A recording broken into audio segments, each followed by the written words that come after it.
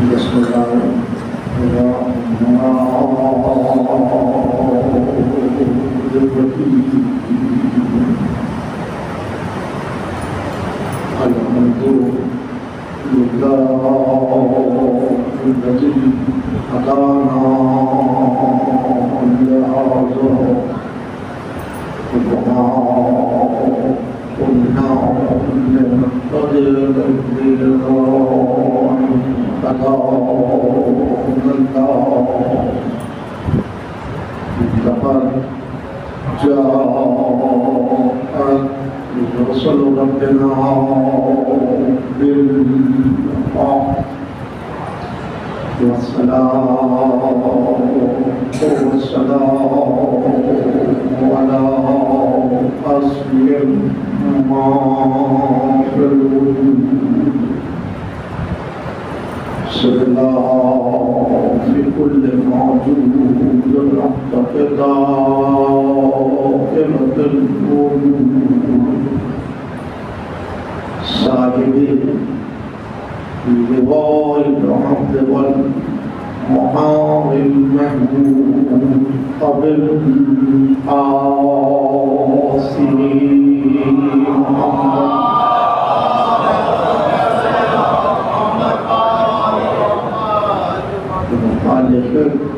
تجد فتاحنا معصوما المظلومين الذين أظهر الله أمرهم الرجس وكفرهم تدليلا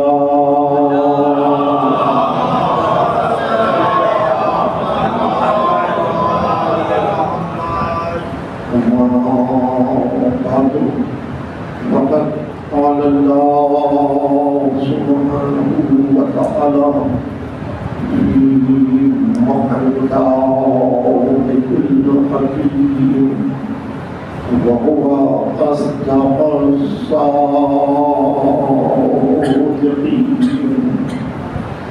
شهد الله أنه لا إله إلا هو وملائكته وأولي العلم قائما بالقسط لا إله إلا هو العزيز الحكيم صلوات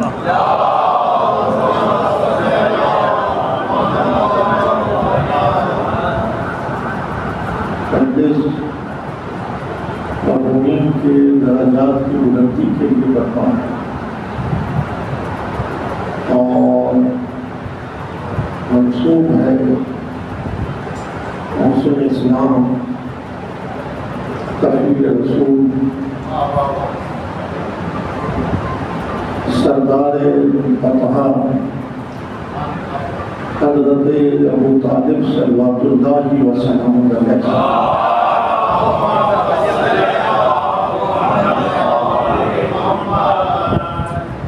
جیسا کہ اس سے قبل آپ نے پونا مش حضرات کے اشعار کو سماعت کیا، لیکن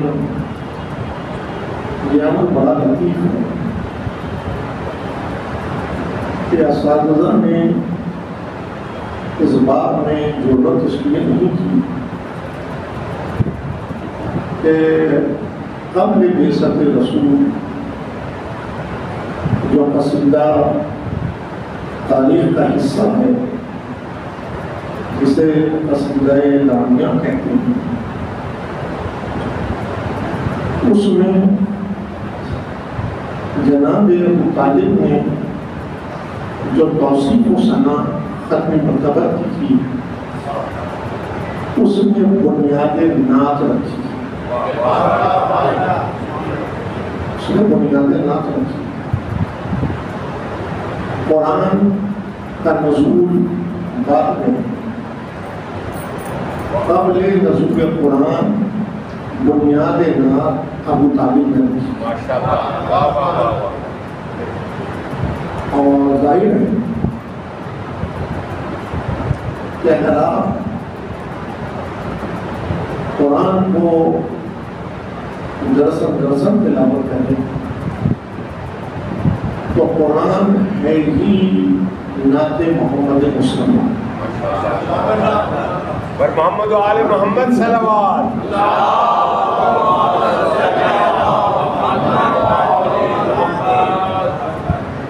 تو اصناف شاعری میں آپ اس خبر کو پائیں گے کہ ہم اور نعت یہ دو اصناف ایسے ہیں کہ جس میں شاعروں نے بہت احتیاط کے پہلو محفوظ رکھے. بہت احتیاط کے پہلو محفوظ رکھے. لہٰذا حمد باری استحقاق اپنی مرتبت ہے اور نعت رسول استحقاق الہی ہے. استحقاق الہی.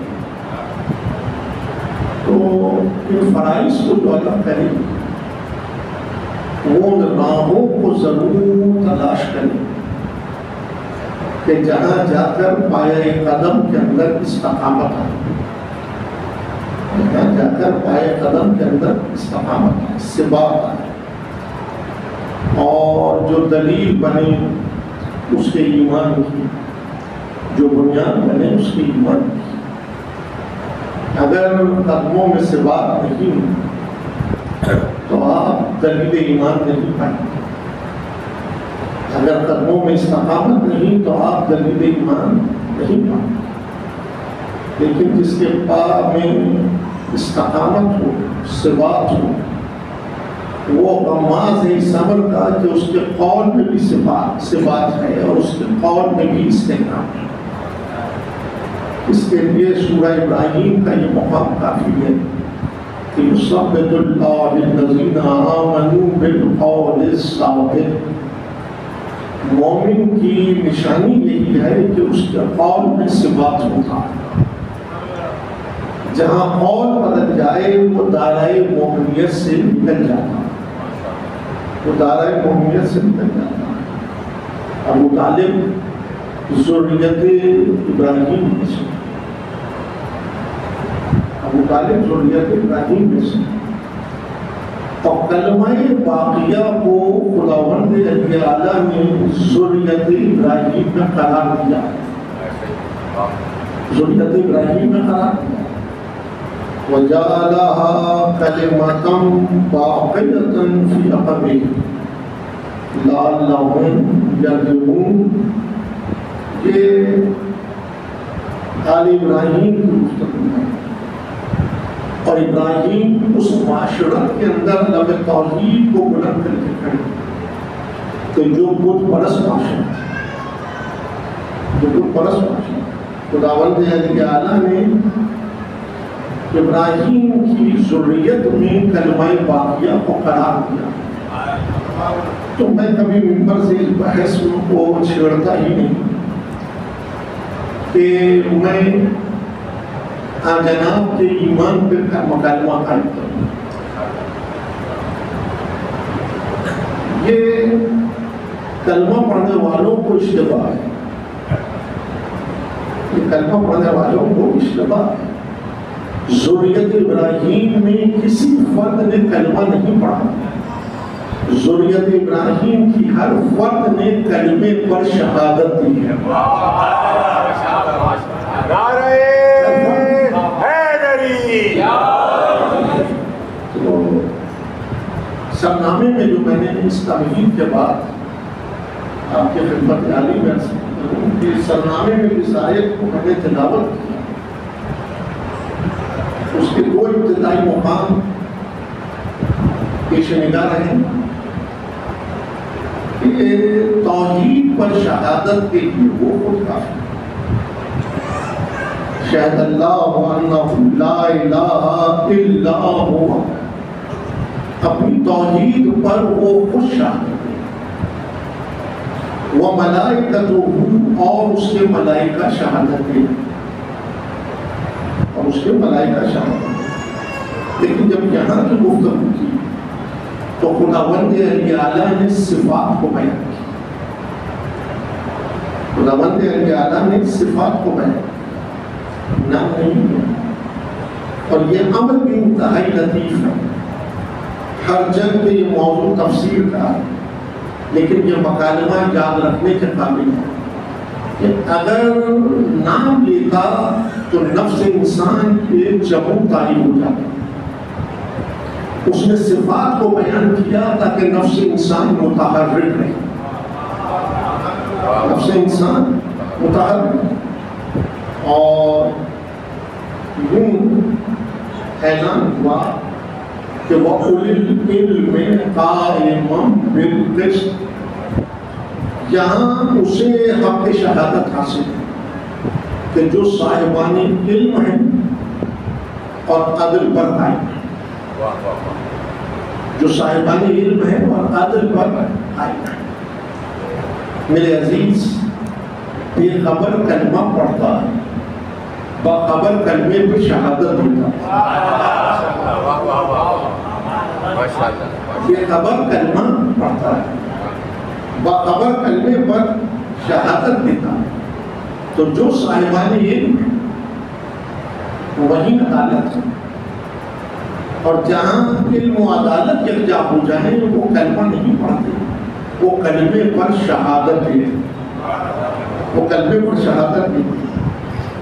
اب ظاہر ہے کہ جب آج کی شب میں آپ نے دفتر ابو طالب کو کھولا تو یہ مکالمہ بھی محفوظ رہے کہ جب جب کسی معصوم کا دفتر شہادت یا دفتر معلوم کھلتا تو دفتر علم کھل جاتا، دفتر علم کھل جاتا، طالبان علم مشتمل ہوتے اور نعمت علم کی تقسیم کا عمل شروع ہو جاتا۔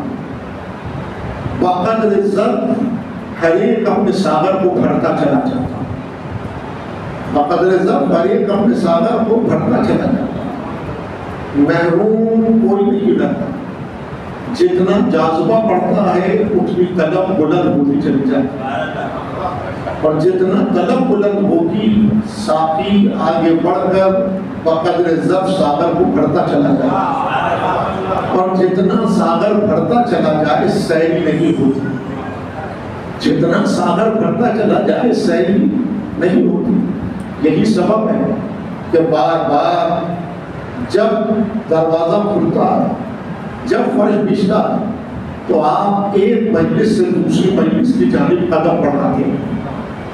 کیوں؟ اس لیے کہ جتنا یہ نعمت ظرف قلب کے اندر قیام کرتی چلی جاتی ہے اتنا یہ قلب وسعت پاتا چلا جاتا ہے، اتنا یہ قلب وسعت پاتا چلا جاتا ہے، سیری نہیں ہوتی۔ ہر شے ظرف میں اتنا ہی قیام کرتی ہے جتنا ظرف میں گنجائش ہوتی ہے۔ بچوں کے لیے عرض کر رہا ہوں، گلاس میں پانی اتنا ہی آئے گا جتنا گلاس میں گنجائش ہے، لیکن امیر المومنین ارشاد فرماتے ہیں کہ نعمت علم وہ نعمت ہے کہ جب ظرف قلب میں قیام پذیر ہو تو یہ وسعت پاتا چلا جاتا ہے، سیری نہیں ہوتی۔ لہذا کسی کی نعمت ہاتھ آ جائے وہ وسیع القلب بھی ہوتا ہے اور وسیع النظر بھی ہوتا ہے، جسے یہ نعمت ہاتھ آ جائے وہ وسیع القلب بھی ہوتا ہے اور وسیع النظر بھی ہوتا ہے۔ تو عزیزان گرامی، لفظ تو بہت معروف ہے لیکن سمجھنے کی ضرورت ہے، سمجھنے کی ضرورت ہے۔ علم ظاہری اور لغوی معنی تو جاننے کی، لیکن سوال یہ ہے کہ کس بارے میں جانیں۔ تو پہلی منزل اور پہلا مقام یہ ہے کہ انسان اپنے بارے میں جانے۔ پہلی منزل اور پہلا مقام یہ ہے کہ انسان اپنے بارے میں جانے۔ جتنا اپنے بارے میں جانے گا اتنا اسرار کھلتے چلی جائیں گے، جتنا اپنے بارے میں جانے گا اتنا اسرار کھلتے چلے گئے. خود سے ہی بے خبر رہا تو کسی اور سے باخبر کیا ہوگا.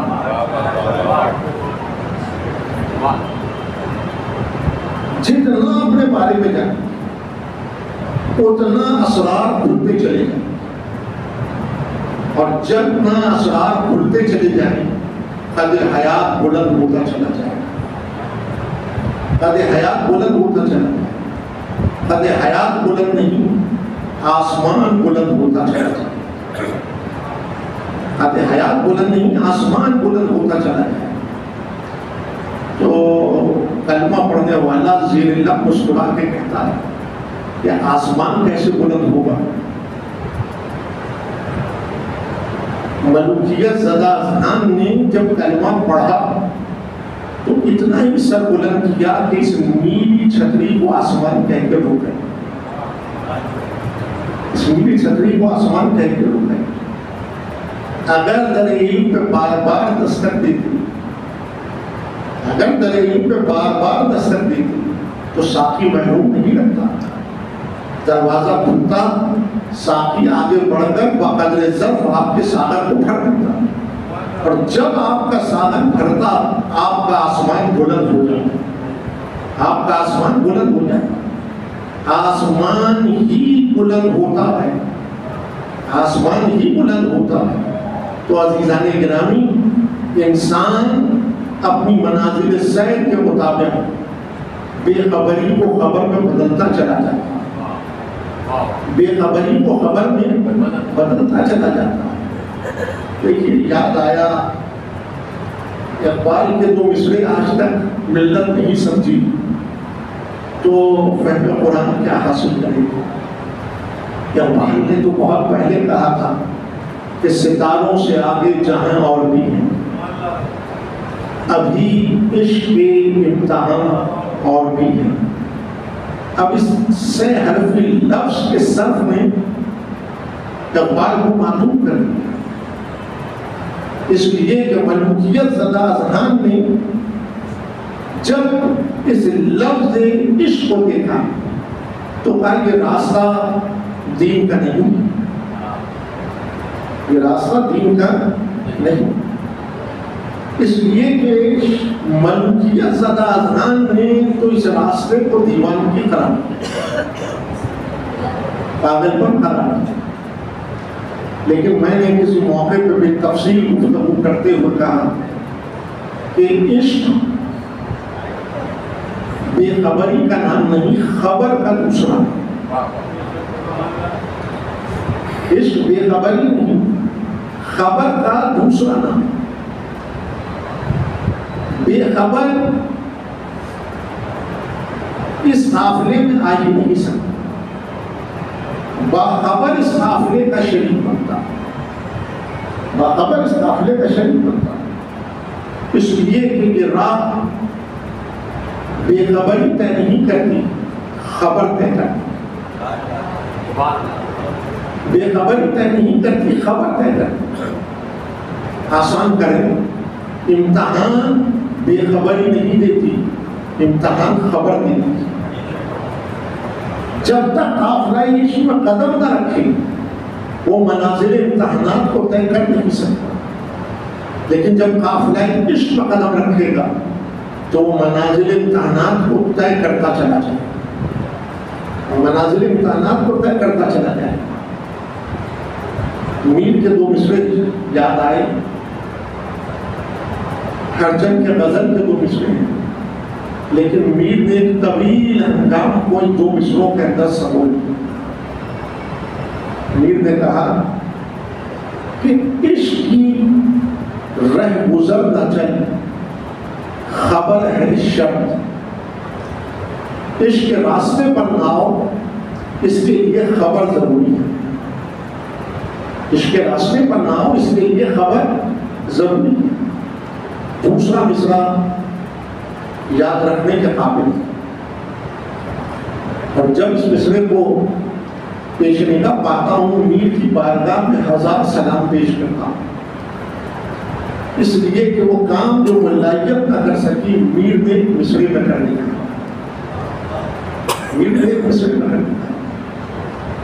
عشق کی رہ گزرنا چاہیے. خبر ہے شرط, اول کام ترک سر ہے شرط.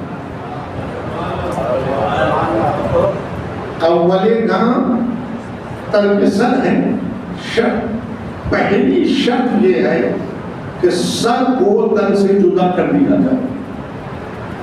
سر کو تن سے جدا کر دیا جائے. اب ظاہر ہے کہ صاحبان علم و فہم و ذکا تشریف فرما ہے, لیکن بچوں کے لیے عرض کر رہا ہوں کہ یہ اس کا ظاہری مفہوم ہے, یہ اس کی ظاہری کیفیت ہے کہ جس سے عشق ہو اس کے پہلو پہ سر کو کاٹے اور نظر کریں. اس کی معنوی کیفیت کیا ہے؟ اس کی معنوی کیفیت کیا ہے؟ نہیں عرض کروں, یہ مصرع میر کا متشابہ, لیکن اس مختصر سے وقت میں آپ اس کو موقع بنیں, آپ اس کو موقع بنیں. بزرگان سے معذرت کے ساتھ طلباء سے مخاطب ہوں, قصور آپ کا نہیں, قصور منبر پہ آنے والے حضرات کا, کہ گزشتہ نصف صدی ایسی گزری کہ منبر سے اصطلاحات کا صرف ہی معلوم ہوئے. تو لہذا آپ نے ماحولیاتی زبان سیکھی,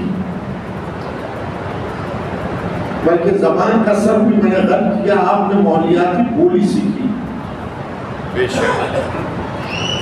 زبان تو بہت ہی لطف کا عالم ہے, ہر کا سنا کر صرف زبان سے واقف کار نہیں رہا. میرے عزیز, جب زمینیں بدلتی ہیں تو یہ حادثات رونما ہوتے ہیں. زبان تخلیق پاتی ہے زمین سے, زبان تخلیق پاتی ہے زمین سے. تو میں نے عرض کیا کہ یہ مصرع میر کا متشابہ ہے, آپ اسے موقع بنائیں. یہ دونوں اصطلاحات قرآن ہیں. قرآن کا طویل حصہ متشابہات پر مبنی ہے, قلیل حصہ محکمات کے اوپر مبنی ہے. لیکن ضروری نہیں ہے کہ متشابہ سدا متشابہ رہے. کسی نہ کسی منزل پہ جا کر محکم بن جاتا, لیکن سب کے لیے نہیں, سب کے لیے نہیں. کم عقل تو محکم کو بھی متشابہ بنا دیتا, لیکن صاحب عقل متشابہ کو محکم بنا دیتا. صاحب عقل متشابہ کو محکم بنا دیتا. ملوکیت اور امامت میں فرق یہی ہے کہ ملوکیت عقل کو مکفل کرتی ہے اور امامت عقل کو منور کرتی ہے.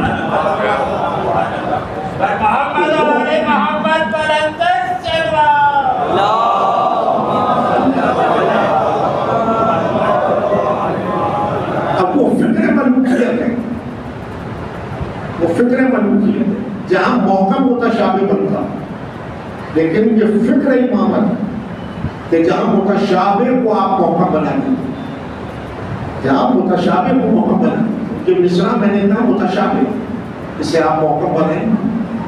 کیسے؟ میر نے کہا اول کام ترک سر ہے شرط. پہلی شرط یہ ہے کہ سر کو تن سے جدا کر دیا جائے. یہ سر جو میرے اور آپ کے تن پر ہے, اس سر سے اس تن کی شناخت,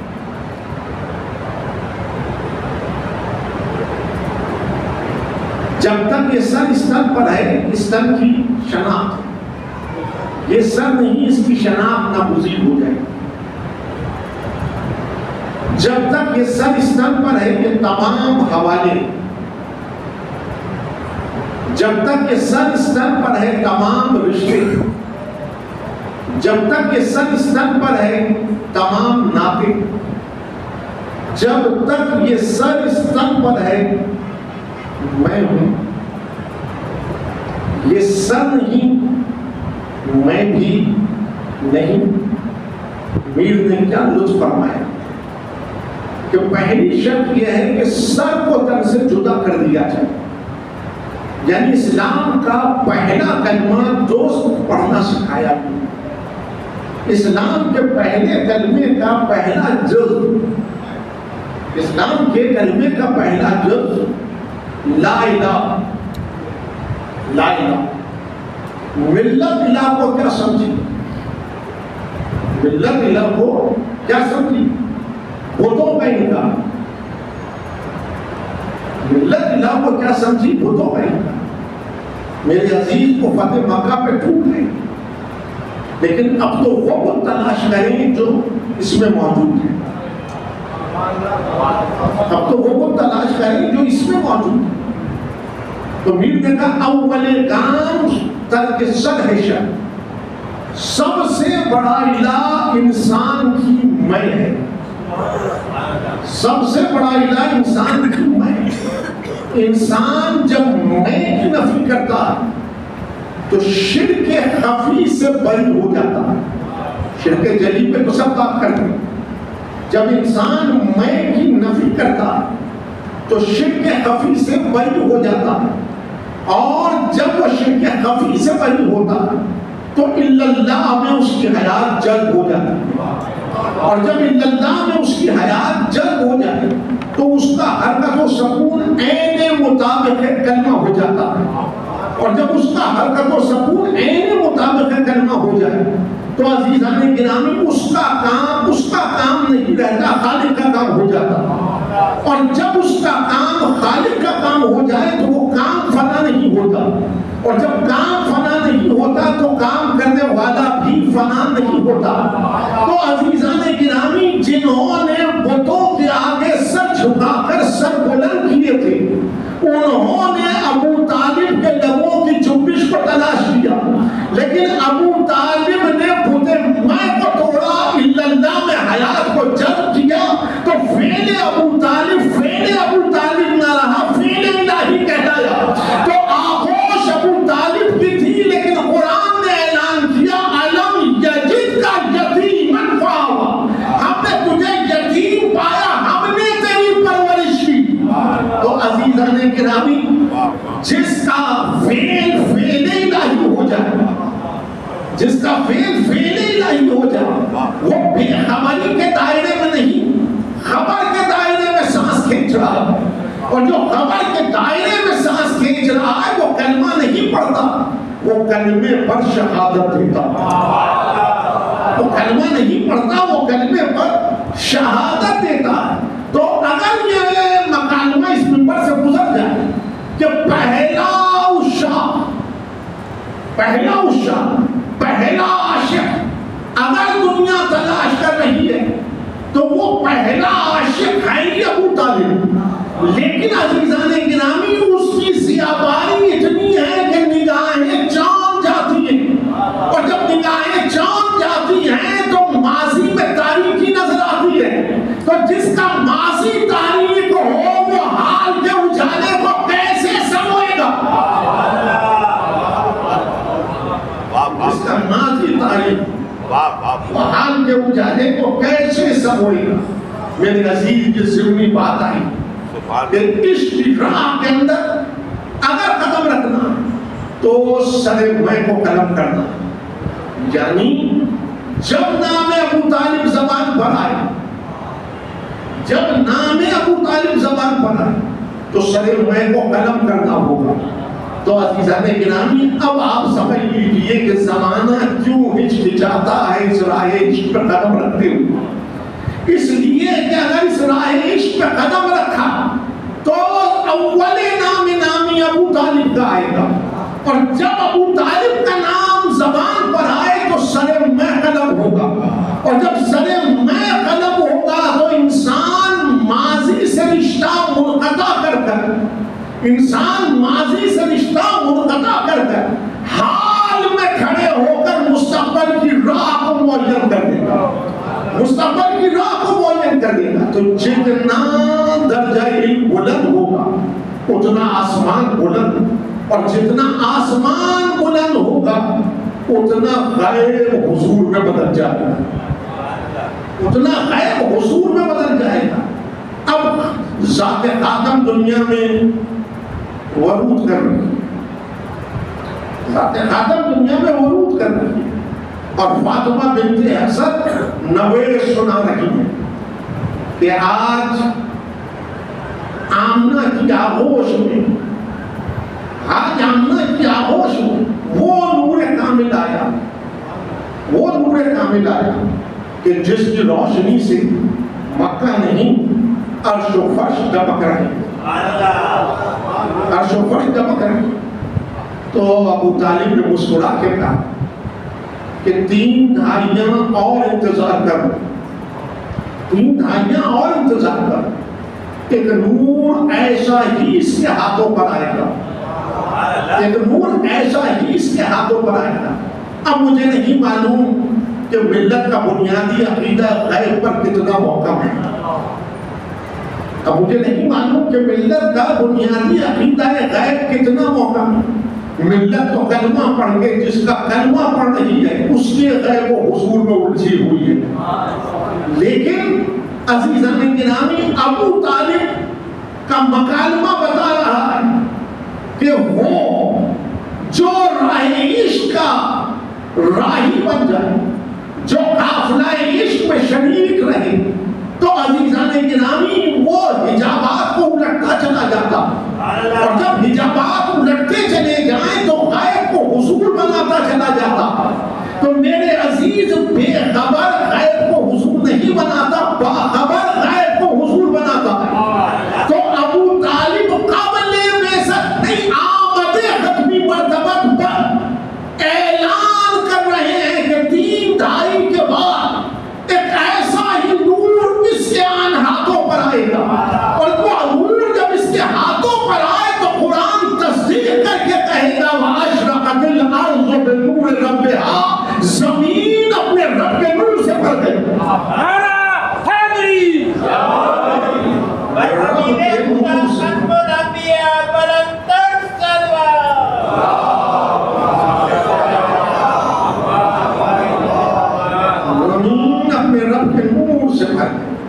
تو آسمان جب بلند ہو تو غیب حضور میں بدلتا ہے, اور جب غیب حضور میں بدلتا ہے تو نفس کی کیفیت شک یقین میں بدل جاتی ہے, نفس کی کیفیت شک یقین میں بدل جاتی ہے. میرے عزیز, بعد بعثت نہیں, قبل بعثت کے مناظر ہیں, قبل بعثت کے مناظر ہیں کہ آغوش ابو طالب میں جو نور پروان چڑھ رہا تھا, جب وہ سائے ابو طالب کے اندر آگے بڑھا تو ابو طالب کیفیت شک میں نہیں, کیفیت یقین میں. عاشق زنجیر شک میں اسیر نہیں ہوتا, عاشق دولت یقین سے مالا مال ہوتا, دولت یقین سے اپنے آپ کو مسیح کر دیتا. تو اب وہ شیب ابو طالب ہو یا راہ تجارت کے اندر مکالمہ ہو, اگر وہ مکالموں کو آپ پیش نگاہ رکھتے ہیں تو ابو طالب نے ان مکالموں کے اندر اشتباہ کا دائرہ نہیں, یقین کے دائرے میں حیات کو قیام دیا, یقین کے دائرے میں حیات کو قیام دیا. اور میرے عزیز, جب شک یقین میں بدل جائے تو اطلاع عرض کرتا ہوں کلمہ پڑھنے والوں کی بارگاہ میں کہ جب شک یقین میں بدل جائے تو اسی کو زبان مذہب میں ایمان کہتے ہیں. ابو طالب علیہ السلام بلند ترین صلوات.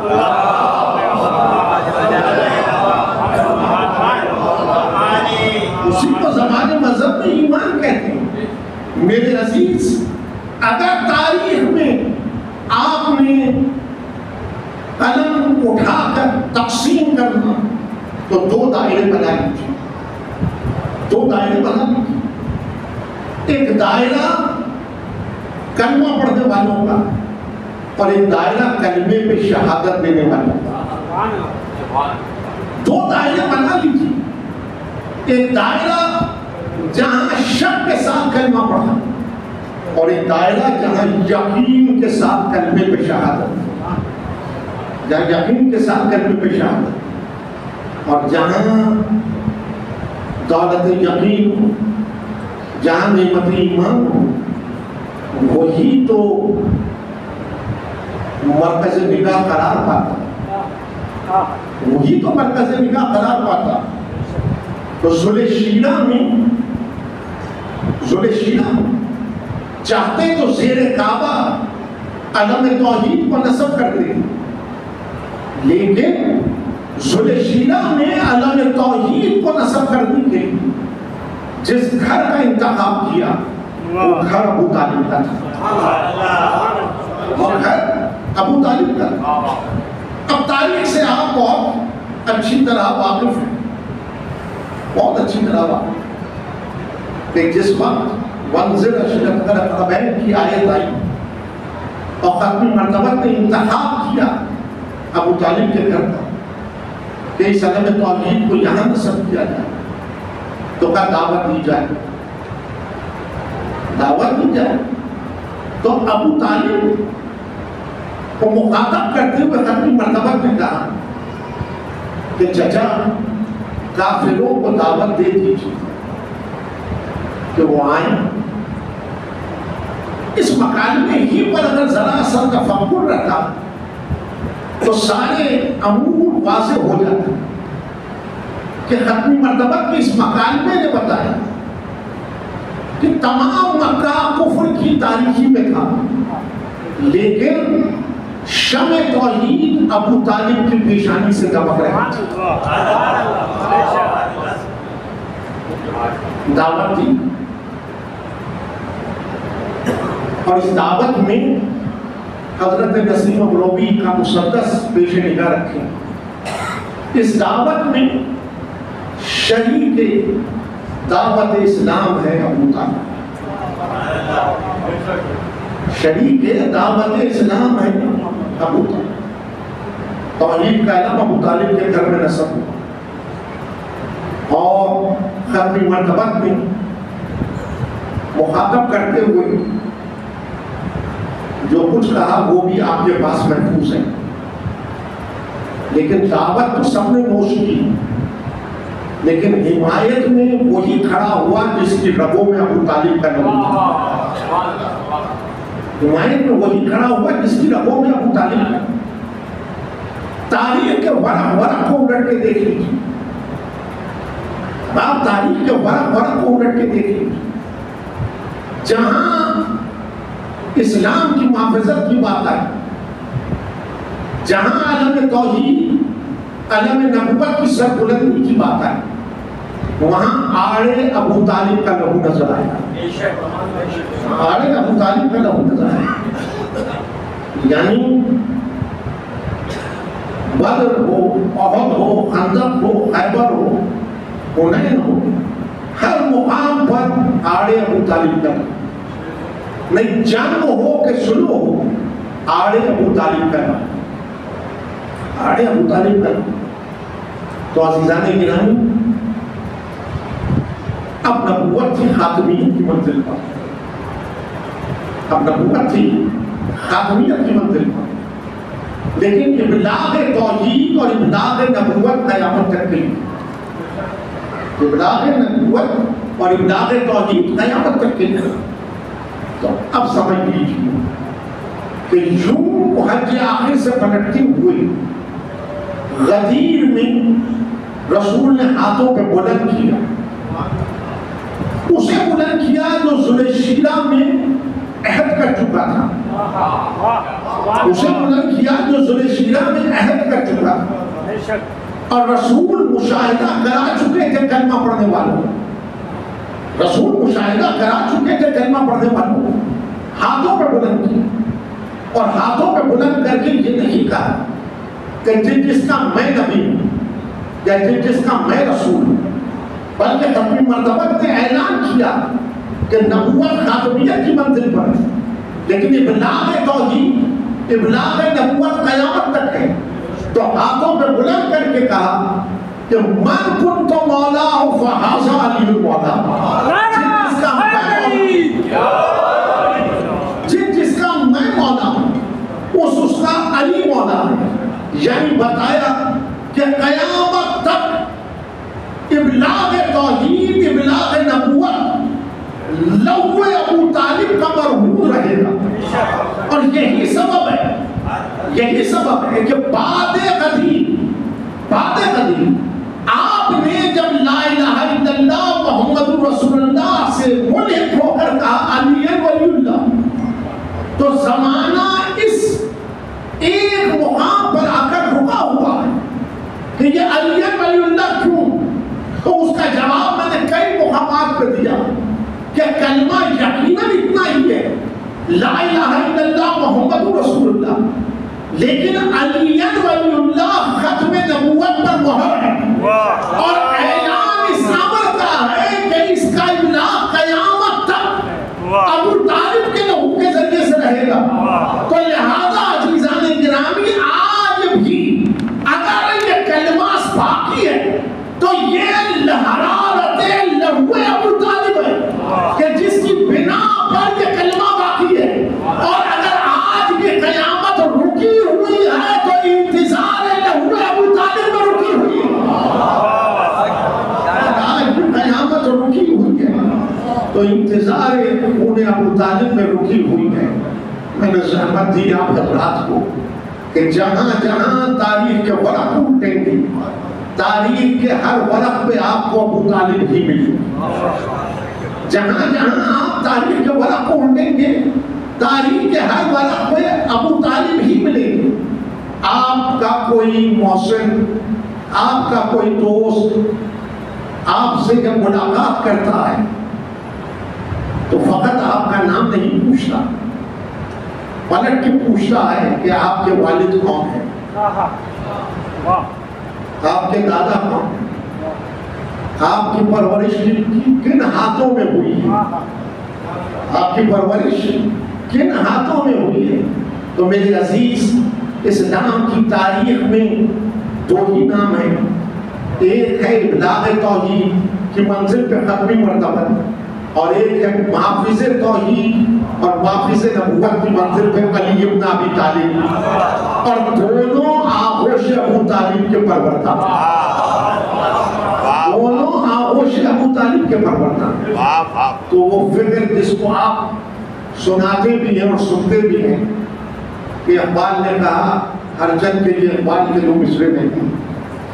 یہ دو مصرے وقار اموالوی صاحب کے کہ اسلام کے دامن میں اور اس کے سوا کیا، ایک سجدہ شبیر، ایک تیغ ید اللہ، ایک سجدہ شبیر. یہ وقار اموالوی کے دو مصرے، لیکن اس کا جواب بھی سن لیجیے کہ اسلام کے دامن میں دو اور بھی چیزیں،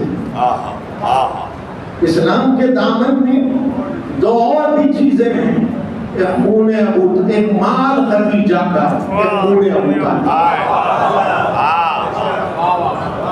ایک مال خدیجہ، ایک خون ابو طالب.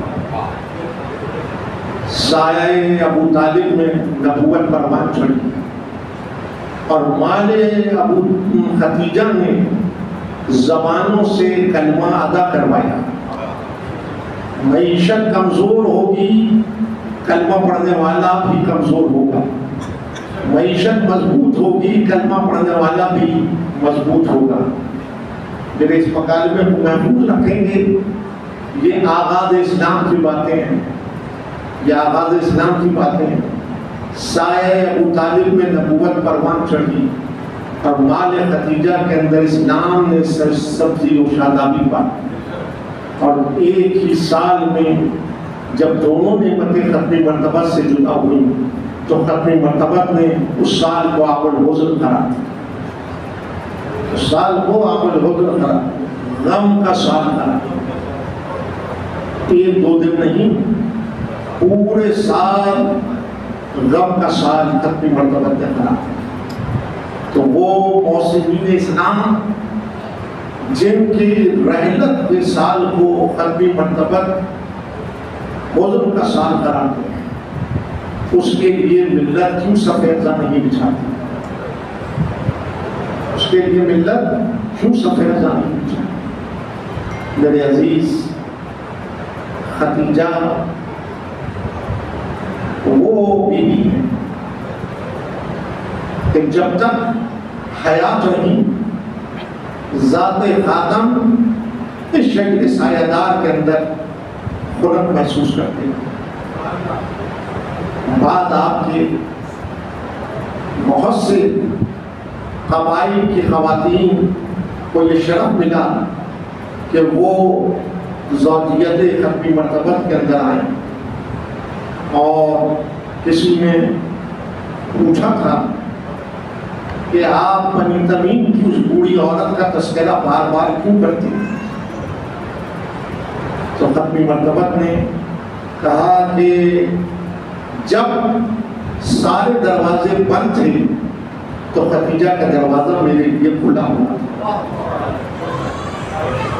جب سارے دروازے بند تھے تو خدیجہ کا دروازہ میرے لیے کھلا ہوا تھا۔ اور دوسرا فضیلت یہ ہے اس کی کہ جب تمام کو بانجھ تھیں خدیجہ نے مجھ کو اولاد دی، خدیجہ نے مجھ کو اولاد دی۔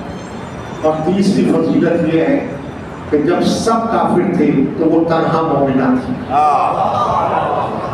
پر عظمت بی بی خدیجہ الکبریٰ سلام اللہ علیہا بلند ترین صلوات۔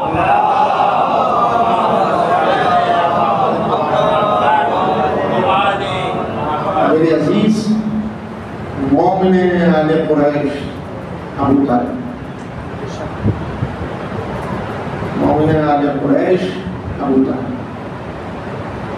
یہ سب بیست کے قبل کے مراحل، سب بیست کے قبل کے مراحل، لیکن جہاں ضرورت پڑی، جہاں ضرورت پڑی وہاں لہو ابو طالب آ گیا،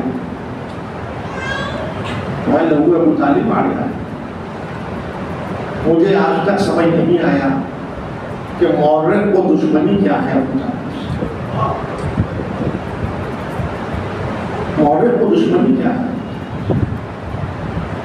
لیکن ایک وجہ میرے پیش نظر آئی، ایک وجہ میرے پیش نظر آئی، اور بہت احتیاط سے کہتا ہوں کہ بس اس خطا پہ تجھے جہاں نے چھوڑا، بس اس خطا پہ تجھے جہاں نے چھوڑا ہے کہ تیرے لال نے ان کے بتوں کو توڑا،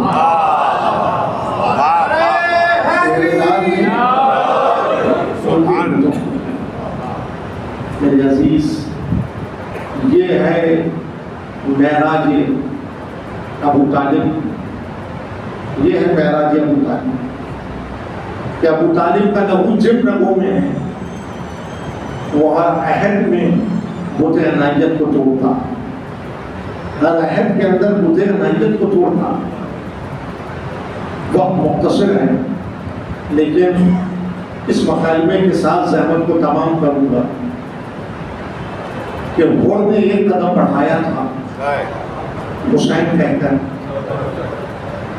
اس کا کلمہ نہیں بدلا، اس نے سر میں کو قلم کر کے حیات کو اللہ میں جذب کر، اس نے سر میں کو قلم کر کے حیات کو اللہ میں جذب کر۔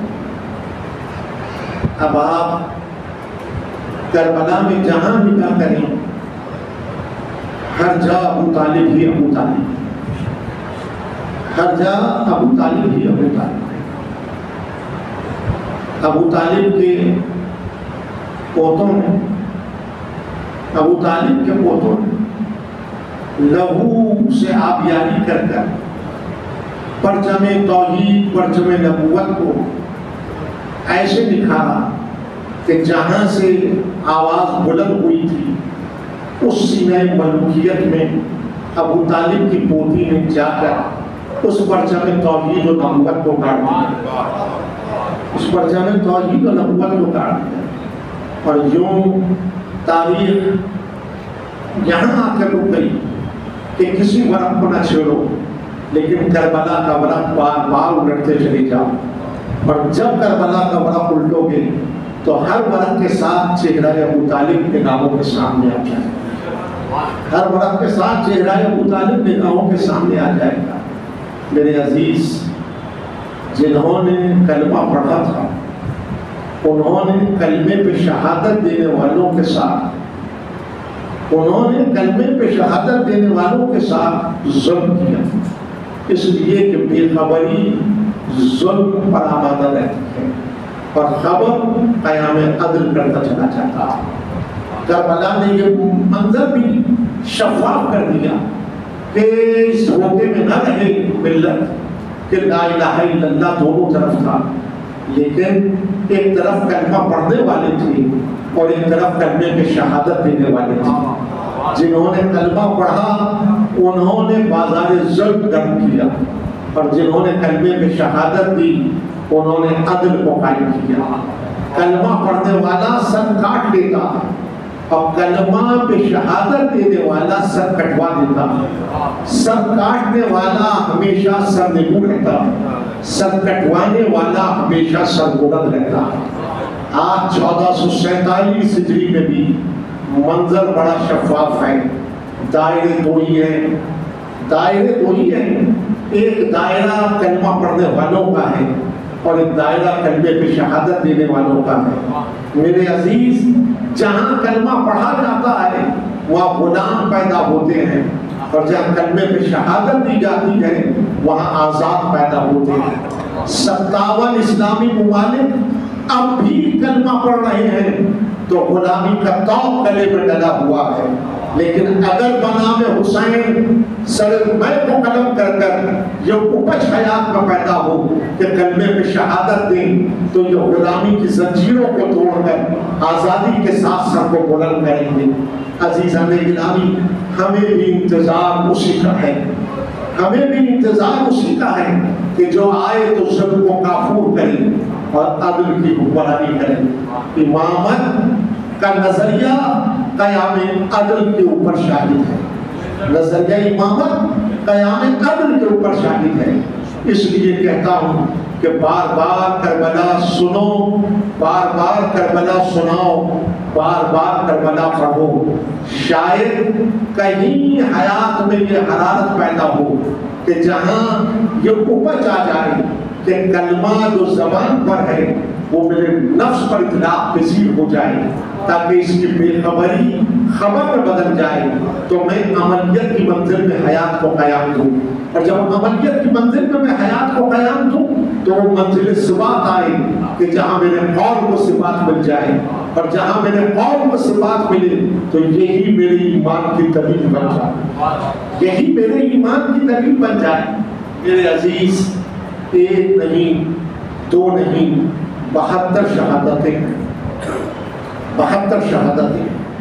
کربلا کے ریگزار میں، جنہوں نے صحرا کو جنت نظیر بنایا، لیکن اس علم کو قیامت تک کے لیے جو ابو طالب کے گھر میں ختمی مرتبہ نے نصب کیا، علم توحید کہتے ہیں، لیکن ابو طالب کے قسم میں آگے بڑھ کر جب عہد کیا اور اس علم کو ہاتھوں میں لیا تو وہی علم توحید نہیں، علم نبوت بھی بنا، اور غدیر میں ختمی مرتبہ نے اس علم کو علم ولایت بنایا۔ تو کربلا میں بعد عصر اس علم کی علمدار ابو طالب کی پوتی بنی، اس نے اس علم کو اٹھایا اور جا کے قصر شام کے اندر محل یزیدیت کو اس علم کو لہرایا تو قیامت تک وہ علم حسینیت بن گیا۔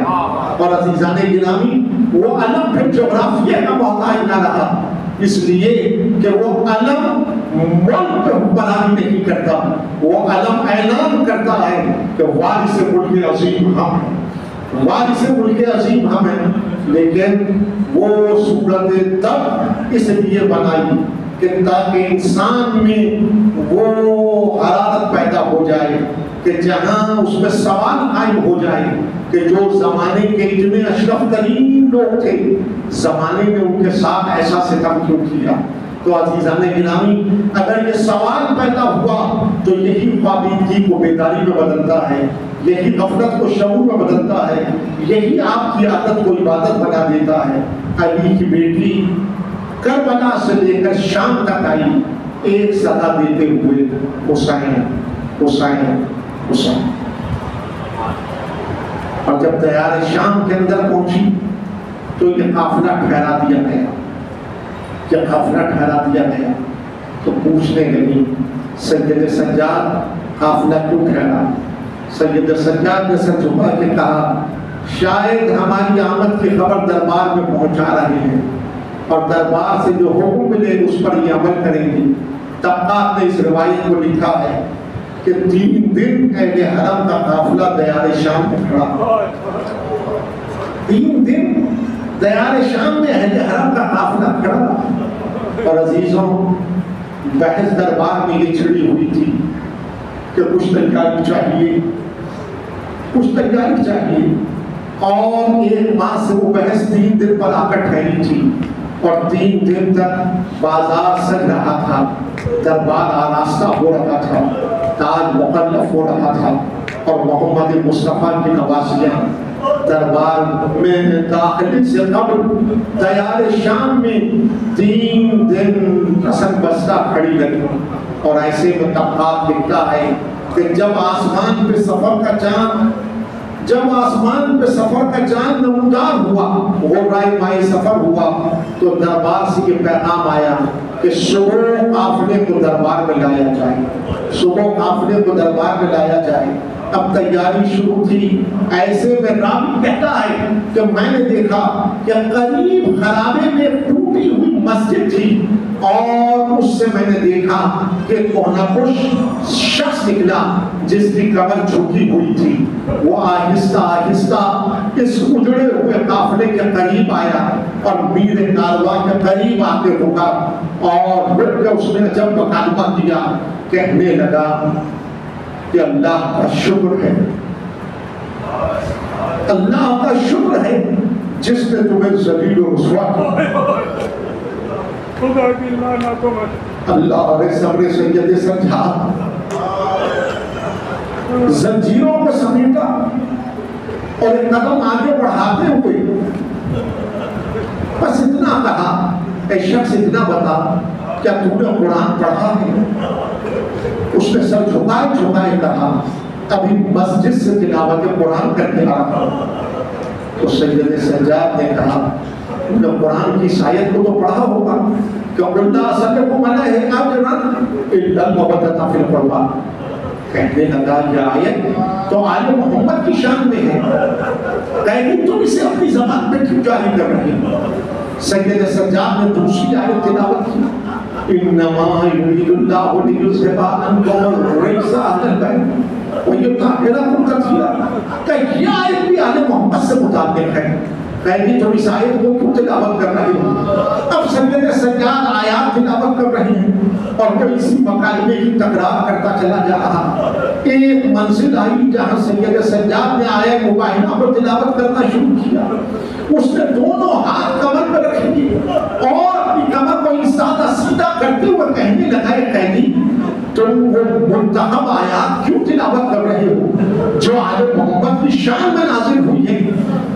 نعرہ گیا سید سجاد سے زنجیروں کے لنگر کو چھٹکتے ہوئے کہا نحن آل محمد، ہم ہی آل محمد. اس نے اپنی کمر کو اور استادہ کیا، کہنے لگا واللہ قسم کھاؤ تم ہی آل محمد ہو. سید سجاد نے کہا خدا ہم ہی آل محمد. تو کہنے لگا ذرا تعارف تو کرا دیجیے. سید سجاد نے کہا میرا نام علی ہے. کہا کون علی؟ کہا حسین کا بیٹا علی.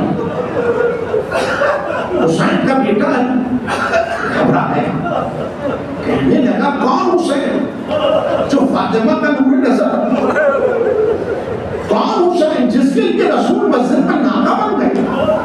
کون حسین جس کے ہاتھوں میں رسول نے زلفوں کو دے دیا؟ کون حسین جس کے لیے رسول ناکہ کی گولیاں بول رہا تھا؟ کون حسین جو غالیچے سے الٹ کے گرے اللہ کے رسول کا خطبہ چھوڑ دیا؟ کون حسین جسے آغوش میں بھر دیا، اس کے رخسار پہ رخسار رکھا، اسے زانوں پہ بٹھایا، اسے سینے سے لگا کہ کہا حبل نام انا حبل حسین. سید سجاد نے سر جھکا کے کہا ہاں میں اسی حسین غریب کا بیٹا ہوں، میں اسی حسین غریب کا بیٹا ہوں.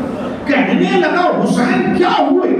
سید سجاد نے اشارہ کیا، اس نے سب کو بلند کیا اور سب کو بلند کرتے ہوئے اپنے ساختہ کا السلام علیکہ یا ابا عبداللہ، السلام علیکہ یا رسول اللہ، یکدم سر کو جھکا لیا اور سب کو جھکا کے کہنے لگا فرزند رسول یہ ناکوں پہ کون بیویاں سوار ہے؟ سید سجاد نے کہا نا پوچھ تو اچھا ہے، کہنے لگا آپ کو میرے حق کی قسم بتا دیجیے، تو سید سجاد نے سر جھکائے جھکائے کہا یہ محمد کی نواسیاں ہیں، یہ علی کی بیٹیاں ہیں، اتنا سننا تھا دستی ادب چھوڑ کے آگے بڑھا، کہنے لگا فرزند رسول ایک عرضداشت آپ کی حضوری میں لایا ہوں، اسے قبول کر لیجیے۔ سید سجاد نے کہا کہ کیا کہنا چاہتا ہے؟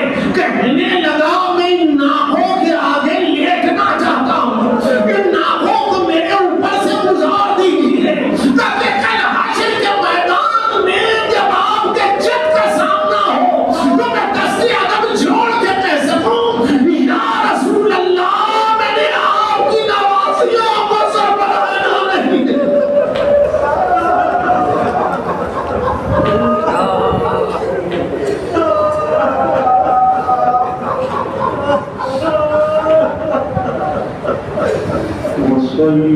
وَصَيَّانَ الَّذِينَ ظَلَمُوا أَيَّامًا غَلِبًا يَنْقَلِبُونَ إِلَٰهِي وَسَيَّدِي يَا مَوْلَانَا۔ پروردگار ہماری اس عبادت کو اپنی بارگاہ میں قبول فرما، پروردگار حاضرین مجلس کی جملہ حاجات شریعہ کو بنا، پروردگار مرحومین کے درجات کو بلند فرما، انہیں اعلیٰ علم میں جگہ پہنچا، ان کے گناہان کبیرہ و صغیرہ کو معاف فرما، ان کے لواحقین و متعلقین کو صبر جمیل عطا فرما، پروردگار مقامات مقدسہ کی حفاظت فرما، پروردگار ملت کو متحد مملکت کی حفاظت فرما، ظہور حضرت حجت میں تعجیل فرما، ایک مرتبہ سورہ الحمد اور 3 مرتبہ سورہ اخلاص تلاوت فرما۔ سیدہ کنیز مہدی بنت نبی احمد آخری، فرزند علی ابن اقرار علی، بنت زہرا بنت حبیب حسین قاضی کی احوال کی سمجھ۔